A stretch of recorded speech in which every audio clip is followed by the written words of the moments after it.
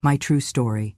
From Arizona, I ate alone on my 80th birthday while my family vacationed in Las Vegas with my retirement money. They called it a break. I called it betrayal. My daughter smirked. "Mom, you should know your place so we can have nice memories. With you sitting there, people will think you're a wax statue. Vegas is fun. You're a responsibility. We only chose one." Those words cut deeper than any blade the day I turned 80. I was in the kitchen, setting 5 little candles on a store-bought loaf of bread I'd found at the local bakery. Gingerbread, my favorite flavor since childhood. No cake, no party, no fanfare. Just a quiet kitchen, my trembling hands, and a plate with a slice waiting for me. I pressed the matches to light the candles, and as they flickered, I tried to imagine I was blowing out a single flame of sorrow. In the next room, my phone buzzed. I picked it up and saw pictures of my family. My face replaced by the blue waters of a Las Vegas pool, by neon lights and clinking glasses. My daughter, her husband, my grandchildren, sun-shaded and smiling, no gray hairs, no wrinkles, no me. I listened to their laughter in a group video, the kind of laugh that echoes in a villa, floats out over golden cards spread on a table somewhere, and bolts my breath straight out of me. My grandchildren said, "Look, Grandma, this is how adults have fun." I took a small bite of the gingerbread. No one was telling me to stop. No one was urging me to speak. The candles trembled, as if they missed having a mother to protect them. I stared at the flame, and tears gathered behind my eyes, but the tears refused to fall. I reminded myself I was stronger than that. I was 80. I had lost count of how many years I had worked, saved, and scrimped to make this day happen, and yet I was eating alone. They had said it would be fine if I stayed home. They said they were just giving themselves a break, but I knew exactly why. A week ago, my son John had said on the phone, "Mom, don't worry. Use the money we set aside for your birthday for groceries or something. We're going to Las Vegas to celebrate." I had thought he meant he was taking me. They had taken it all. My retirement account, safe and untouched for decades, had funded their flights, their stay, their entertainment. And I was left with a loaf of bread and my own hollow apartment. Silence settled over the kitchen like a thick blanket. I finished my slice of gingerbread, swallowing every crumb of bitterness. I did not cry, even though my heart pounded loud enough to feel like thunder in my ears. Instead, I lit a cup of tea and placed it next to my plate with the remaining candles. Then I opened their group video again. They were singing happy birthday, but the words came out false. The grandchildren were trying to look sincere, but the pool reflected only excitement for the water, not for me. I closed the phone and heard my own voice whisper, "Happy birthday, Mom." It echoed back at me, empty and distant. I looked at the candles. Their warmth was comforting and cruel. Warm because they reminded me I was alive. Cruel because I was alone. I watched until the flames flickered out one by one, until the last candle hissed itself to death. That was the moment I knew. I knew that for all the love I had given, for all the meals I had cooked and temples I had prayed in, my family had chosen my money over me. They had withheld their presence to build memories without the one person who had built every memory they had ever had. The betrayal throbbed in my chest like a pulse. And so I stood up.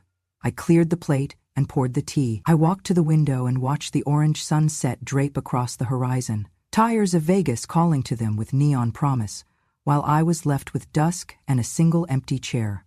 I didn't cry. Tears would have been weakness. This was the day I discovered I was not just forgotten. My life savings were being spent by those who claimed to love me, while I withered in my own kitchen. I turned away from the window. I knew exactly what I would do next. I would not allow them to spend one more dime of my retirement without acknowledging me. This betrayal had cost me more than money. It had cost me dignity. It had cost me presence. But it would not cost me justice. They called it a break. I called it betrayal, and if they thought I would stay silent, they were wrong. I worked through smoke and sweat for 40 years, 40 Christmases without a tree some years, 40 summers with a window fan instead of air conditioning. I was never glamorous, but I was dependable.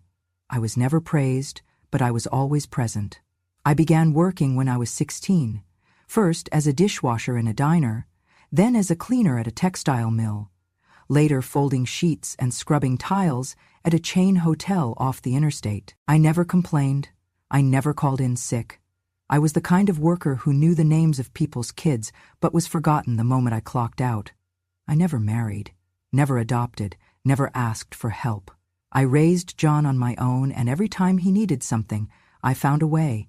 If he needed shoes, I skipped lunch.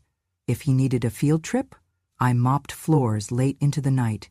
When college came, he said, "Mom, I'll figure it out," but I sold my wedding ring, my mother's ring, to help him register. When I finally retired, I had saved enough to feel safe. Not rich, but safe. I opened a small retirement account, watched it grow over the years like a garden I had planted in silence. I did not travel. I did not spend. I put every extra dollar away. At 68, when the aches started creeping into my joints and my eyes stopped adjusting to night driving, I said goodbye to my last job as a lunch lady at the local middle school. They gave me a balloon and a card. No pension, just good wishes. That was fine. I had the account. I told John about it over dinner. I still remember the way his eyes lit up. "Mom," he said, "you should let me help manage it. Make sure no one takes advantage of you. I can handle the online stuff. You just enjoy retirement." I believed him. I handed over the login, the passwords. I even switched the statements to his email. I thought it would be easier, less for me to worry about. And for a while, I did not worry. Every time I asked how it looked, he'd say, "Still growing, Mom. You're all good." I trusted that. I trusted him. I trusted the boy I carried to the emergency room at 2 a.m. when he split his chin open. The boy I sat beside for 3 nights straight during a high fever. The boy who used to fall asleep with his head in my lap while I hummed him through bad dreams. So when I looked at my own retirement summary one quiet Sunday afternoon, when I finally asked for paper statements again, I was shocked to see the numbers had dipped. Not catastrophically, but noticeably. Instead of slow, steady growth, I saw quiet, careful withdrawals. Small ones at first, a few $100s every few months, then more frequent, bigger amounts. They were labeled as family expenses. I called John. He sounded relaxed, casual. "Oh, that's for a few family things," he said. "Car repairs, some medical bills, flights." "Flights?" I asked. "Flights for what?" He laughed. "Relax, Mom, you're not broke. We're just using the money a little, temporarily." I sat down at my kitchen table and stared at the statement in my hand. I remembered every mop handle, every stack of dishes, every late-night shift on aching feet, and all of it had slowly turned into someone else's vacation fund. I asked him when he planned to repay it. He said, "It's not really about repayment, Mom. We're family. What's yours is ours." And that was the moment it clicked, not just the money, but the truth. I had worked my body to the bone, so someone else could take selfies in casinos and call it love. The savings I had built, not for cruises, not for indulgences, but for peace, had become their escape plan. And I was the one left behind, watching the balance fall like dust through open fingers. They had not stolen it all at once. They had sipped it slowly. And I handed them the cup. On the morning of my 80th birthday, I woke before dawn. The sun was still climbing behind the desert hills when I decided to bake a pumpkin cake. The one thing I had always loved since I was a child, back when autumn meant more than just dust and heat. I measured the spices carefully, whispered thank yous with each sift of cinnamon and nutmeg, and shaped the batter into a pan I had used for years. I remembered pressing the edges with my fingertips and thinking, this cake will be for me. This one gift is just for me. While the oven warmed, I cleared the table in the corner of my kitchen. No fancy linen, just the table I'd bought secondhand after John graduated, a sturdy piece that had seen homework scribbles, birthday candles, heartbreak, and hope. I placed the cake in the center. Then I added a vase with 3 white daisies I purchased that morning, stems fresh and hopeful. I lit a small lamp in the room, enough to chase away the shadows but not bright enough to signal party lights. It felt like home. By mid-morning, the cake was ready. I spread a thin layer of cream cheese frosting, dusted it with cinnamon, and placed a single candle in the center. It glowed gently. I sat down across from it and took a deep breath as I struck a match. "Happy birthday to me," I whispered aloud, more to the candle than to myself. Then my phone buzzed. The message tone felt jarring in the silver sunlit quiet. I picked it up and saw my daughter's name, Heather, floating on the screen. Look, she had captioned a photo she sent. Her and John, side by the Las Vegas Bellagio fountains, my grandchildren laughing as water shot over their heads and glittered. The next message was a video. Inside a shining resort lobby, the chandeliers were neon brighter than the Arizona sun, and laughter thundered through the speaker. Heather's voice echoed, "Dad and I are about to hit the slots." I set the phone down. No greeting, no mention of birthday, no mention of me. Just pictures and the sound of leisure I had financed, without permission, without presence. I picked up the plate and cut a small slice, only a sliver, but it felt like more than I deserved. I carried it to the table and sat, knife in hand, carved through each soft bite with ceremony. It tasted of memories, childhood autumn pies, Sunday church dinners, family meals with all of us around the table. I swallowed each bite with care, savoring the richness and mourning the absence of company. Another buzz. This time, the grandchildren. A video call. I lifted the phone and said, "Hello, Grandma is eating cake." Little Emma, my 6-year-old granddaughter, appeared. She tapped the screen joyfully and said in that sing-song voice, "Happy lonely birthday, Grandma." And then all of them started giggling, Dad, Mom, Uncle Matt. Their laughter rattled through my ears like a cold wind. I blinked back a million unshed tears. I said nothing. I tried to smile, but laughter and kindness drowned out by their mocking tone. "Thank you, sweetheart," I whispered to Emma. Then I pressed end. I returned to my slice of cake, its sweetness ruined by the bitter aftertaste of abandonment. The daisies dropped slightly in the vase. The candle sputtered near its end. I thought back to John's words. "Use what we set aside for your birthday. We're just taking a break." A break. How careless, how familiar. I had heard that word countless times. Break. Break from chores, break from expectations. This time, a break from the woman who raised them. I examined the crumbs on my plate. Each one was a tiny testament to my limitations. I had done everything, sacrificed my body, my money, my future. I had prepped dinners, tucked them into bed, nursed fevers, patched scraped knees, helped with homework. I had held them through storms, literally and figuratively. I had taught them good manners and braced them against bad ones. I had cheered for their opposing teams just so they'd feel seen. I had given them everything. And yet here I sat, alone with a cake no one would eat with me. There was no ache like this, no broken bone or scraped hand had ever hurt as much. The quiet kitchen, once filled with voices, now felt like an echo chamber of loss. The daisies drooped more. The candle flame shook as if shivering from fear. I wanted to bury my face in my hands, but I didn't. I folded my napkin neatly instead. I drank my tea. My mind wandered back to when Emma was born. I remembered the cold January morning, the heat lamps, the nurses cooing. I remembered holding that tiny human and promising myself I would never let her down. I had kept that promise. Not once had I failed. Not once had I taken advantage. I had taken each penny, each moment, and turned it into something good for them. But they had taken mine and turned it into Vegas lights. As the candle burned low, I did something I had not done in decades. I stood up and walked across the kitchen. I knelt by the table. I closed my eyes. I didn't breathe. I listened. I took in this moment, this aloneness, and held it as a witness to my own dignity, to my own worth. When I opened my eyes, I blew the candle out. Thick smoke rose, blanketing the tiny room in a momentary veil. It felt like a blessing, or a curse, maybe both. I cleared the plate. I washed the few dishes. I wiped the table until it shone. I returned to my chair. I picked up the phone, unlocked statements online, and stared at the numbers again. They had dropped another $3,000 this week. In 2 years, nearly half the account had disappeared. But none of it mattered as much as the knowledge that I had been left alone to eat cake on the only day I mattered. I finished the cake slice, then ate one more, then a third, just to remind myself I had control. They didn't decide when I ate. I did. I lit a fresh candle, even though the sun was still useful. I let its flame burn for a while, not for celebration, but for memory, for mourning, for the promise that I would not disappear quietly into their memories either. That night, I wrapped the cake leftovers and placed them in the fridge. I wrote in my journal. They call it a vacation. I call it erasing my birthday. Shame on them.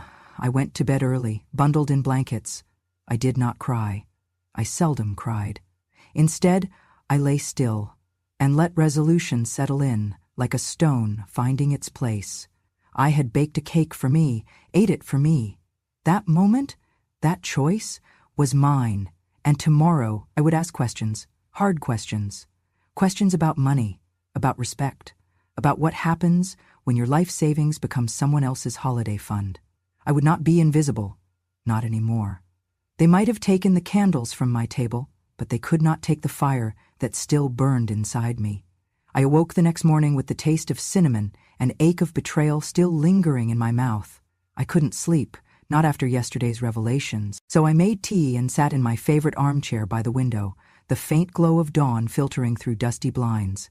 I stared at the silence, feeling it press against me. Then I picked up the phone and dialed my son's number. It rang 3 times before he answered. There was noise in the background. Traffic? Hotel lounge music? I couldn't tell. "Hi, Mom," he said. His voice was casual, the same as always, as if nothing had changed.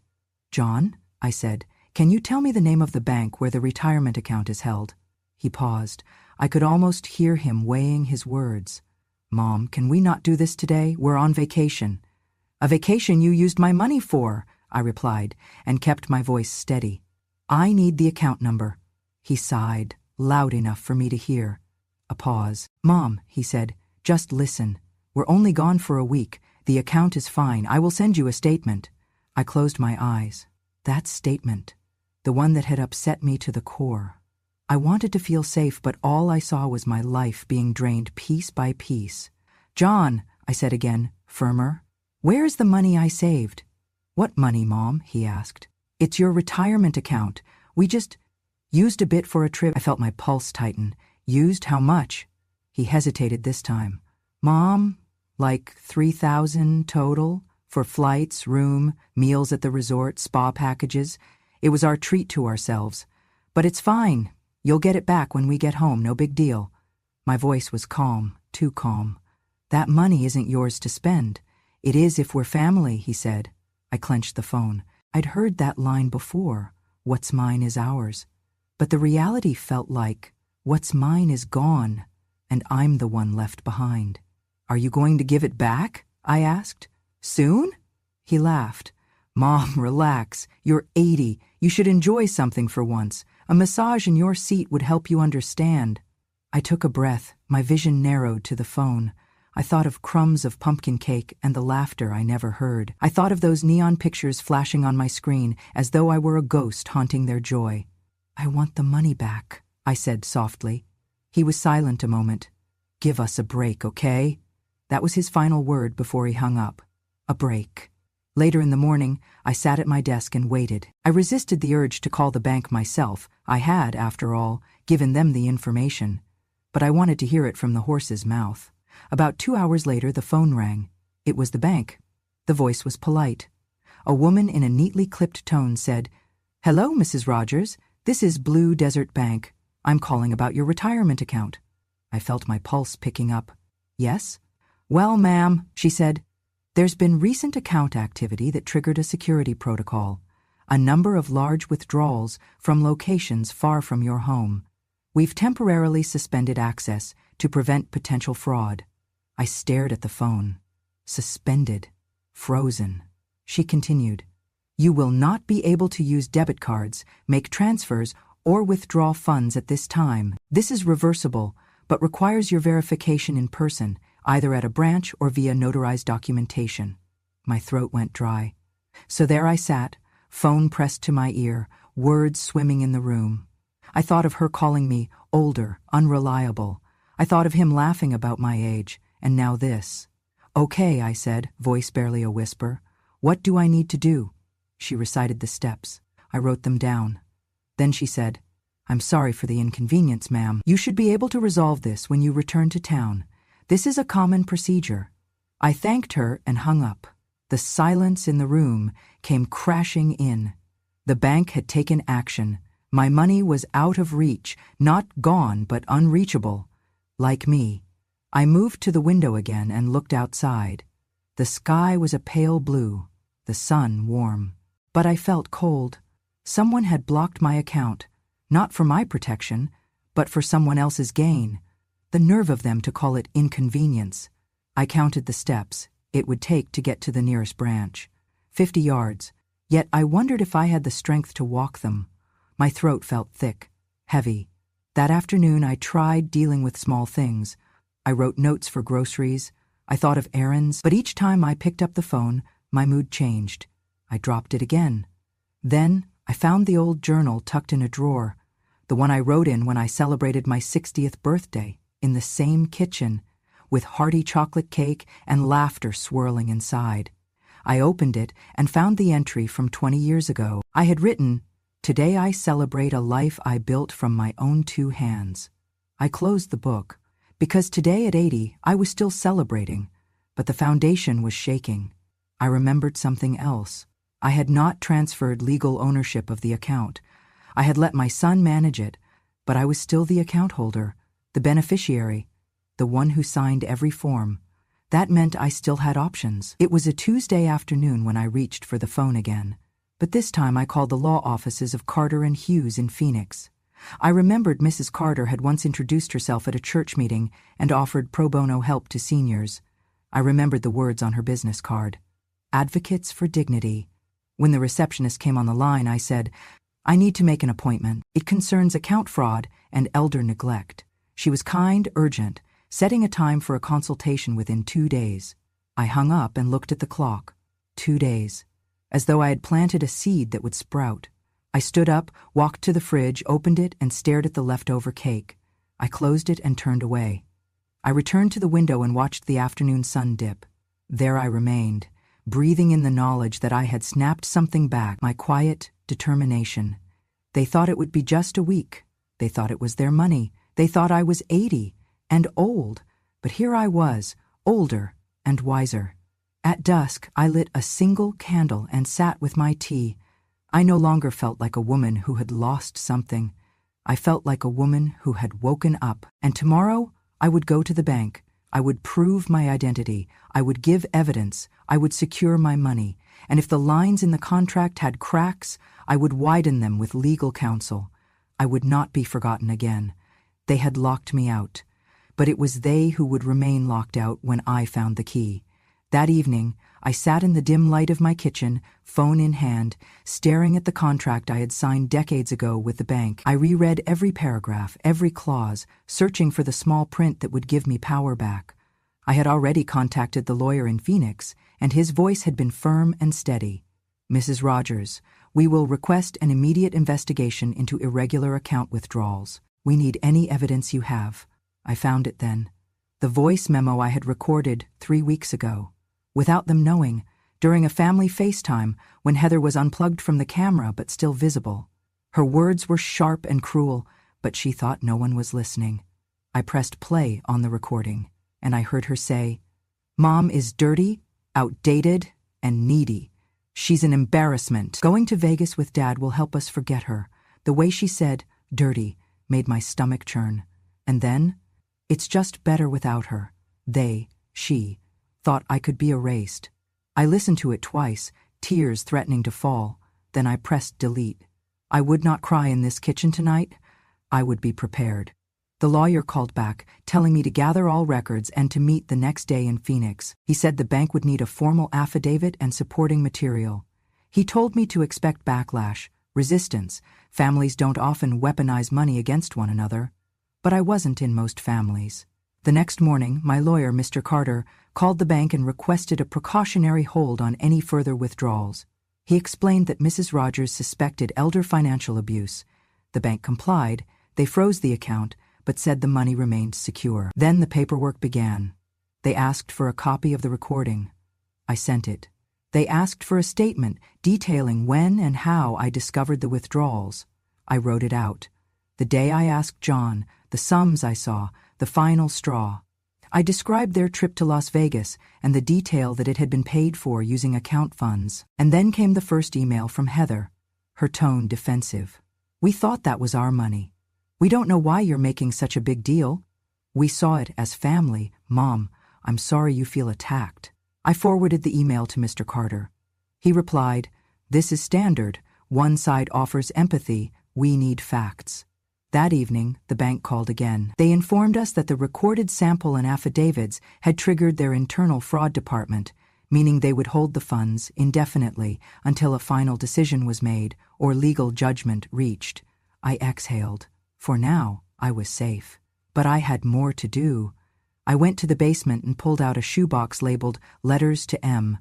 Inside were birthday cards, school programs, receipts, photographs. I took photos of me teaching her to ride a bike, of us at church, of me cradling her while she slept during a fever.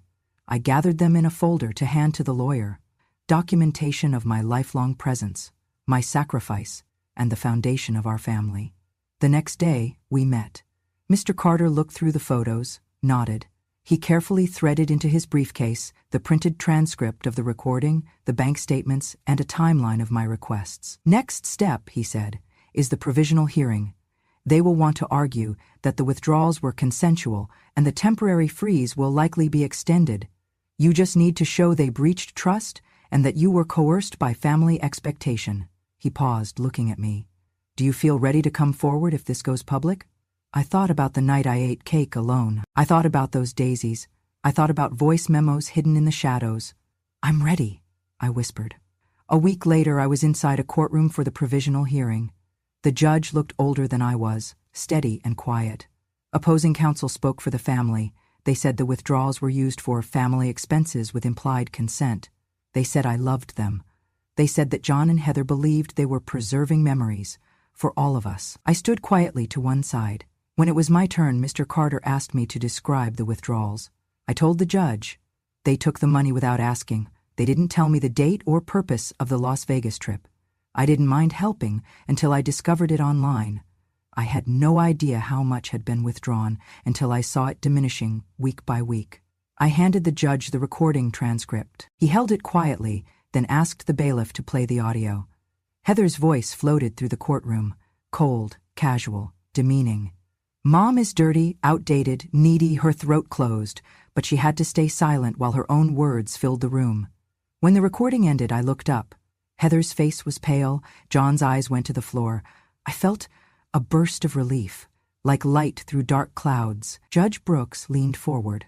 "Thank you for the clarity. Based on the motion and the audio, this court orders a continued freeze on the account. The bank must hold the funds until a full hearing. Additionally, a guardian ad litem will be appointed to represent Mrs. Rogers' interests, if necessary." The judge's gavel echoed. The account remained frozen. Outside the courtroom, cameras and reporters awaited. A few asked questions. I shook my head. I gave no statement. Not yet. That afternoon, I sent a copy of the hearing transcript and documentation to the state attorney's office, asking for a review of potential elder financial abuse. I wanted to see justice, not just recovery of money, but recognition of wrongdoing. My children called later, Heather texted. "I'm sorry, Mom. I didn't realize you'd feel hurt." John left voicemails, more pleading than defensive. "Mom, please don't take this too far. We can pay you back." But I didn't answer. Not yet. That night I sat in my kitchen again. The cake was gone, long forgotten. The daisies wilted, but on the counter lay the photos and papers intact, like witness to my life. I poured a cup of tea and felt my heart settle into a kind of stillness, like the moment after a storm when the air tastes different. I had asked a question. I had sounded my cry, and the law had answered. I did not feel sweet. I did not feel triumphant. But I felt heard. They thought I could be erased, but I had the evidence. And I had the courage to use it. That night, I slept deeper than before. Justice, I realized, is not always a grand firework. It is a steady flame. When the news headline came across my feed, 80-year-old Arizona grandma abandoned for Vegas trip, I felt a peculiar surge of validation. That morning, reporters arrived at my front gate, cameras poised, microphones extended. They asked nothing of me. They simply thanked me for sharing the truth. They called me a voice for women like me, grandparents cut out of their own lives. The hashtag Forgotten Moms began climbing the charts. It wasn't just local, it was national. Twitter lit up with stories. My mother was left alone for a cruise. I spent my mother's Christmas money on my wedding. Thousands of tweets later, I realized this wasn't just my story anymore, it was our story. Commenters called it a betrayal. Others used stronger words, words I wouldn't use but knew sitting quietly in my home that they echoed my own thoughts. Entitled, selfish, heartless. It hurt in a certain way, because it wasn't just them. They represented a growing number of adult children who lost sight of their mother's worth once age eclipsed novelty. That afternoon my phone rang. It was Heather. She sounded defensive. "Mom, the press is saying terrible things." "Yes," I said softly. "We had no idea it would go this way." "Well, maybe you should have thought then." She paused. Then came John's email. "Mom, we are transferring the full amount back, plus extra for penalties and the legal fees." It arrived the next morning. The amount was large enough to make my eyebrows rise. The sum matched every withdrawal plus an added 5%. I knew banks would charge, but seeing it in numbers, small digits turning red, felt like closure. It felt like recognition. That same day, I received a call from the bank. "Your account has been credited. You have full access." I logged in. The balance was whole again. I closed the browser tab and walked outside, letting the sun warm me. The next day, through news outlets, they released the statements Heather and John had made on camera. They admitted to treating me like a burden. Heather said, "We thought our mother wouldn't mind. That money was just there." John echoed it, adding, "She's old. She won't understand." They looked sweaty and smaller in their own clip. I sat in a quiet chair and watched them say it. Their words made me ache, not for them, but for who they had shown themselves to be. A few days later, I learned the bank had attempted to debit the money they withdrew from their card, even while they were still in Vegas. Their credit line was maxed. They called customer service, embarrassed to say why. I smiled when I heard that detail, Vegas glamour and all, and they ran out of money there. That was my reckoning. They had no cash for taxis or tips. They had to ask a third party to wire money for the rest of their trip home. Their vacation, paid for with my dignity, ended short and broke. I did not gloat, I just acknowledged. I accepted a local invitation to speak at a women's luncheon, mostly retirees like myself. They called it a mother's voice. I sat in front of a long table of smiling faces, all nodding as I spoke about boundaries, dignity, self-worth. I remembered the gingerbread and daisies, the quiet betrayal, and I ended by saying, "Family is not an entitlement. Respect is a gift, and when we lose respect, we lose each other." Applause followed.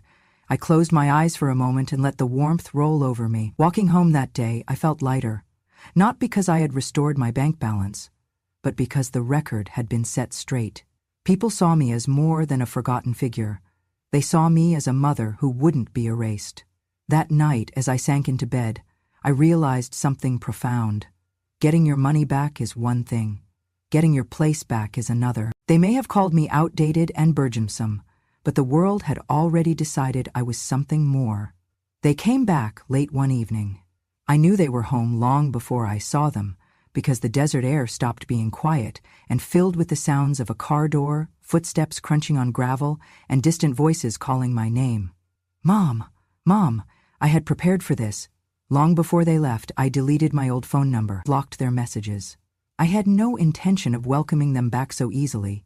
I had restored what was mine, my account, my savings, my sense of self. If they wanted more, they would have to ask, and I was no longer at their beck and call. I looked out the living room window and saw them standing on the walkway, my son, his face drawn and unshaven, my daughter close behind, wringing her hands. The grandchildren trailing behind like startled birds. They looked small under the porch light. I watched them silently for a moment. The house was silent behind me, no doorbell chimed. I didn't move. They stood there for what felt like forever. My daughter finally spoke, her voice tentative and low. "Mom, we want to apologize."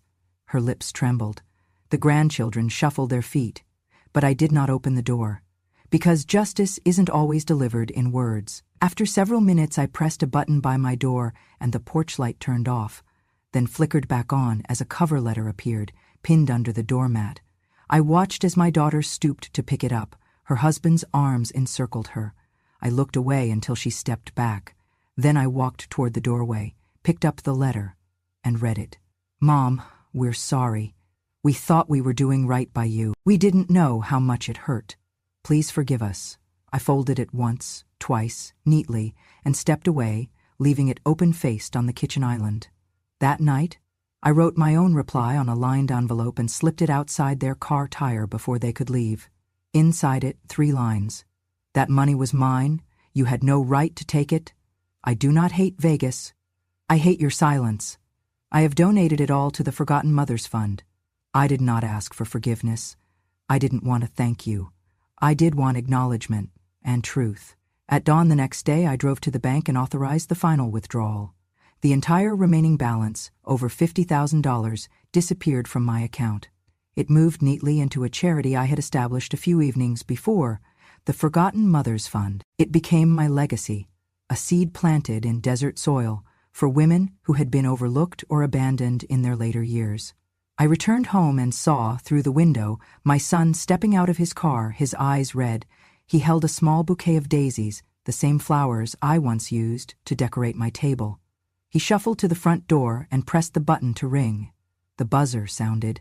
I didn't answer. He let the bouquet drop on the porch and walked away, head bowed. My daughter joined him.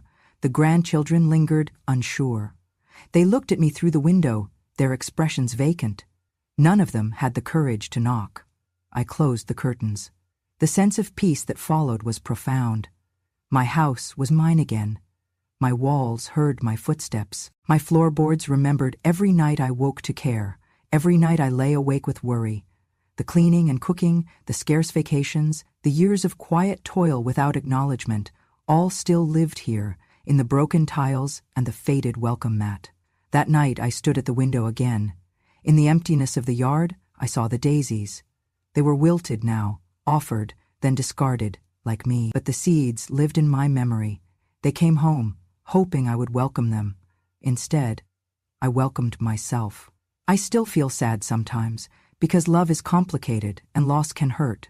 But I also feel something else. The ease of being grounded in your own choices, your own dignity. I did not unwrite the past. I simply wrote the ending I deserved. And if they wish to forgive me, they must first learn to see me. But they cannot knock, because the door has closed. I live now in a modest stucco home, just outside the desert town, where Joshua trees reach toward wide Arizona skies. My front porch has no grand view, just sandy gravel and the occasional tumbleweed, but I like it that way. It is quiet, it is mine. Inside, I have a small cactus garden near the window, wide enough for morning sun. I spend hours tending them, verifying each plump stem, wiping dust from the pot rims, watching as new blossoms form in delicate greens and yellows. I adopted a calico cat named Joanne, her fur patterned like the southwest sunset. She follows me obediently, curling at my feet when I read and purring at night. One afternoon, a little girl named Mia from 2 houses down knocked. She stood shyly, holding a battered notebook. She looked up at me, eyebrows knitting in curiosity. "Grandma Megan," she said, "can I ask you something?" I nodded. Her voice was soft. "Do all moms get to go to Vegas like my mom took her mom?" I smiled, picking up a fresh-cut cactus flower and holding it out for her to smell. "No, sweetheart, you do not have to go to Vegas to be loved. What matters is not being left behind. A mother's worth is not measured in trips." Mia nodded and sat beside me as I explained how I lost my birthday celebration and how I found my way back instead of chasing a fantasy I never wanted. She stared at me, then said, "I hope my mom never forgets me like that." I hugged her and said, "Then tell her stories. Make sure she hears them." She left, clutching the cactus bloom, leaving a trace of innocence behind. That evening, I opened my mail to find dozens of handwritten letters. Women from Florida, New York, Michigan, Oregon. They all told similar stories.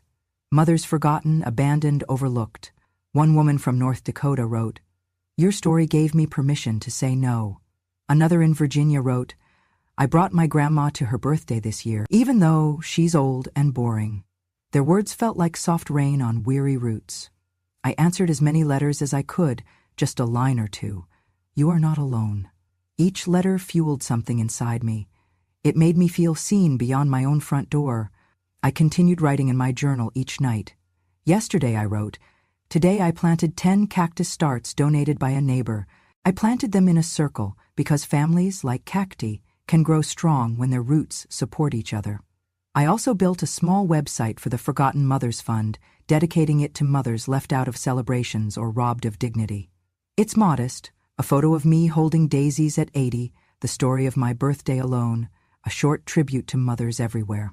Donations trickle in slowly, but sometimes a check arrives with a mother's name and a thank you note, like, "For my mom, still strong at 93.